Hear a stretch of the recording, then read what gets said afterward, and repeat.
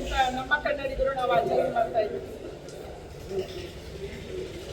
ನಮ್ಮ ಹೆಮ್ಮೆಯ ಕನ್ನಡಿಗರು ದೇಶದ ಮತ್ತು ಪ್ರಪಂಚದ ಹಲವು ಭಾಗದಲ್ಲಿ ಬೇರೆ ಬೇರೆ ಕಾರಣಕ್ಕೆ ಹೋಗಿ ಸೆಟ್ಲ್ ಆಗಿದ್ದಾರೆ.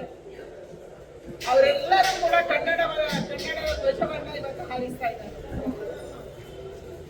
ಕನ್ನಡದ ಈ ಬಾವುಟನೆ ಶುಭದ ಸಂಕೇತ, ಮಂಗಳದ ಸಂಕೇತ. ಇದನ್ನ ಹಾರಿಸುವುದು ಕೂಡ ನಮ್ಗೆ, ಧ್ವಜ ಏರಿಸುವುದು ನಮ್ಗೆ ಗೌರವ ತರ್ತಾ ಇದೆ.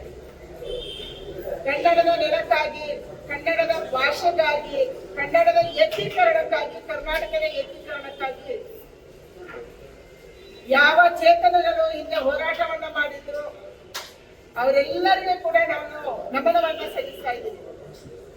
ಅವರೆಲ್ಲರ ಶ್ರಮದ ಸಲುವಾಗಿ ನಮ್ಗೆ ಕರ್ನಾಟಕ ಸಿಕ್ತು, ಕರ್ನಾಟಕಕ್ಕೆ ಒಂದು ಬಾರ್ಡರ್ ಸಿಕ್ತು, ಕರ್ನಾಟಕಕ್ಕೆ ಕನ್ನಡದ ಭಾಷೆ ಸಿಕ್ತು.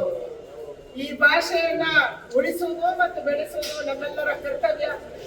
ನಮ್ಮ ಆಡು ಭಾಷೆಯಲ್ಲಿ ಕನ್ನಡ ಆಗ್ಬೇಕು, ನಮ್ಮ ವ್ಯವಹಾರದ ಭಾಷೆ ಕನ್ನಡ ಆಗ್ಬೇಕು, ನಮ್ಮ ಸರ್ಕಾರದ ಭಾಷೆ ಕನ್ನಡ ಆಗ್ಬೇಕು. ಕನ್ನಡಕ್ಕೆ ಅಥವಾ ಕರ್ನಾಟಕಕ್ಕೆ ಯಾರು ಬೇಕಾದ್ರೂ ಬರ್ಬೋದು.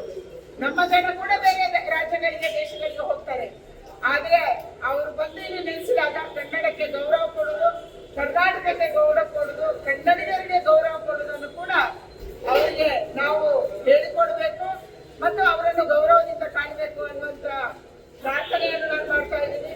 ಕನ್ನಡ ಉಳಿಯಲಿ, ಕನ್ನಡ ಬೆಳೆಯಲಿ, ಕನ್ನಡಿಗರಿಗೆ ಶುಭವಾಗಲಿ ಮತ್ತು ಕನ್ನಡ ಸಾಹಿತ್ಯ, ಕನ್ನಡದ ಚಲನಚಿತ್ರ, ಕನ್ನಡ ಭಾಷೆ, ಕನ್ನಡದ ಹಾಡುಗಳು ಇದು ನಮ್ಮೆಲ್ಲರಿಗೂ ಕೂಡ ಪ್ರೇರಣೆಯನ್ನು ಕೊಡಲಿ ಅನ್ನುವಂಥ ಪ್ರಾರ್ಥನೆಯನ್ನು ನಾನು ಮಾಡ್ತಾ ಇದ್ದೀನಿ.